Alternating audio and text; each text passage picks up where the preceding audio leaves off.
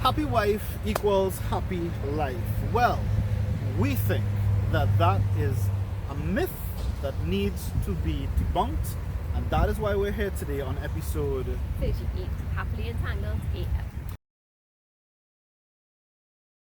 So over the last 6 years since we have been married, I will say that I can genuinely say that I have done everything that I could have using the temperament, disposition, and resources available to me to do what I can to make her happy or to add to her already existing happiness.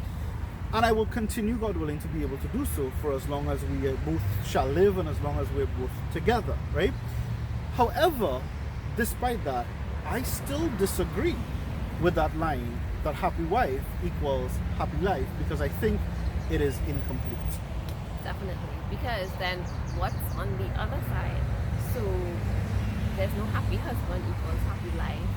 What about him? Doesn't he too have needs that need to be fulfilled? Is it just about the woman? Is it only about making her happy? That can't be it, because he's got emotional needs, he's got physical needs, he's got sexual needs, and we have to think about that as well. It's not just one-sided if we want to keep that happy life. Yeah, and I find that you use the word one-sided there, and I find that to be one of the greatest ironies, right? We're always talking about marriage being a two-way street and communication being a two-way street.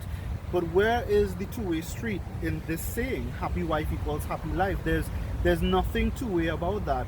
And I actually think that it is lines like these that have created this sort of culture that we have now, where I overhear a lot of girls, young girls and women speaking, and you see it in pop culture, in movies, and and that sort of stuff, where when they talk, the narrative is usually along the lines of, oh, so I want this to make me happy. Does he make me happy? Does he not make me happy? What does he bring to the table? And the conversation is really about what he or they can bring to her, her being the center of attention and the sun around which all these men are supposed to revolve. and she very rarely, if ever at all, speaks about what she brings to the table, what she has to offer, to the guy or the potential guy. And this is really one of the problems that is plaguing us, because we wonder why men are shying away from marriage. But think about it. Think about any man hearing this sort of narrative. Wouldn't he run away from marriage or long-term relationships? If you were to put yourself in his shoes and think about the fact that, oh, so for me to be married and to have a successful marriage, I need to serve her and be subservient to her all the days of marriage. It's all about her and her needs, and taking pictures. Really stressful. And taking pictures for her Instagram, and serving her and making her happy. That could be, that just sounds tedious. That sounds exhausting, and it sounds like there's nothing in it for me. So when men are shying away from marriage and from relationships, we have to ask ourselves why, and sometimes look and see if what we are doing and saying could be, leading them down that road. So we just wanted to share this with you because we think this is one of the major common myths that is bandied about. As a matter of fact, advice like this is belted out. A wedding, everybody's wedding. It's like, yeah, happy wife, happy life. That's it. That's what happens. Just make your wife happy, and your marriage is gonna be great. Yeah, and that is ridiculous. That sends the wrong message, and our words are very important. For those who might be thinking that it's just a nice saying, it's not, because words have power. Words power up our intention. If you keep hearing that, it's going to power up your intention. It's sending these girls out into the world with the attitude that they are the center of attention, and the guy needs to make her the center of attention all the time. And it's also powering up your actions, because when you're powered up by words and phrases and cliches like that, how are you going to go out into the world? So your actions, your intentions are going to be affected by phrases like these. So it is very, very, very important that we debunk these things and let you know that that is actually a very unhealthy line or unhealthy bit of advice to be dishing out to any couple, to anybody, any person, and especially very dangerous, so I think, to our young girls as well. But we are not about that lifestyle. about taking something away from someone without giving something to replace it. So instead of happy wife, happy life, we would like to offer something different. Better, I would say. Yeah. So we think it should be happy spouse, happy house. Yes. And make sure to get this part wrong. So it's happy spouse, happy house, Right. simply because it takes a happy spouse. If you have two happy spouses in a house, right, then you could make that house into a home.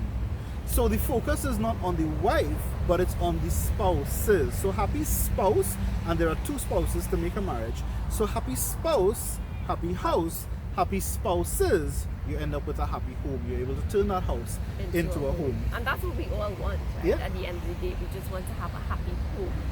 Yeah. Because, you know, you can live in any building, but to live in a home, that's...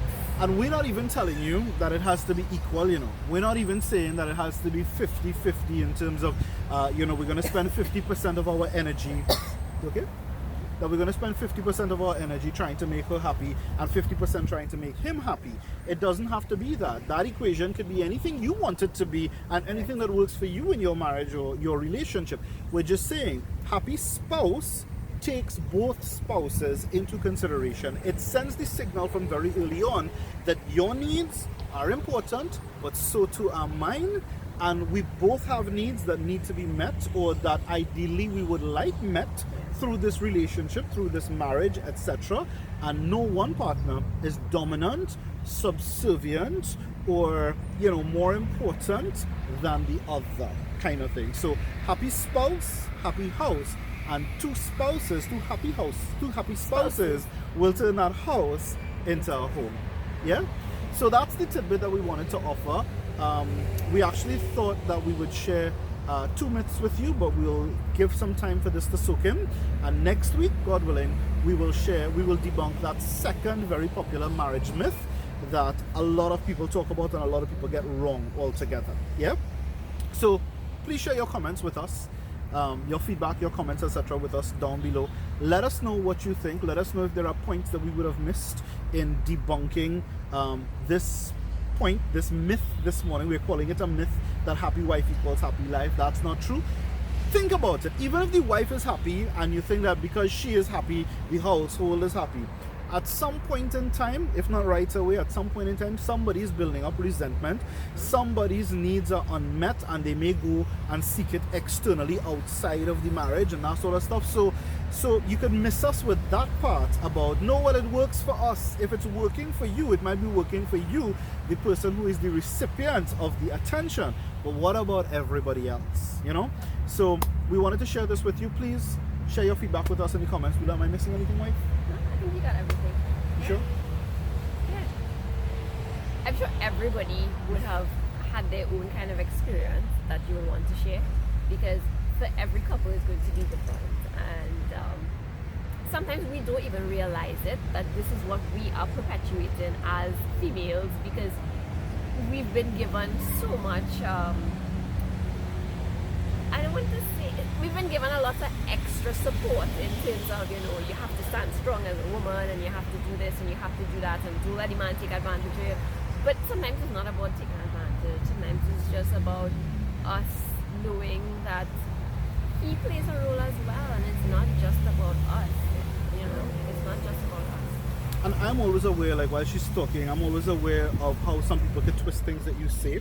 So we're not saying that in your specific relationship or from your experiences that you have been in relationships where the attention was all on you. For all I know, you could have had a series of unfortunate events or relationships where you've been with narcissistic men all your life and the focus was always on them and never on you. So you wouldn't mind some happy wife, happy life philosophy or principle right now.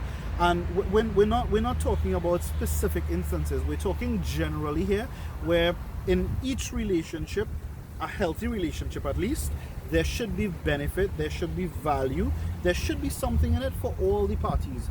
We're all going to want different things. I might be happy making her happy, 6 days out of the week, and half day on a Sunday, I would just like it to be about me. Just as an example, right? Just an over-exaggerated example. But you know, you will find the equation that works best for your relationship in your relationship when you both find yourself and if you're both honest about it. But it really is a better approach going in, knowing that both spouses have needs that need to be met, and debunking the myth that if you make one person, the woman, the wife, happy, then everything else is going to fall into place. That is just utter nonsense. And I want to urge you to please stop dishing that out as legit advice on a wedding day. I cringe every time I hear it. So please, no more happy wife, happy life. Instead, it's Happy spouse equals happy house, and happy spouses equal happy home. correct. So remember to like, share, follow, and subscribe, and we will catch you next week. Please God, take care.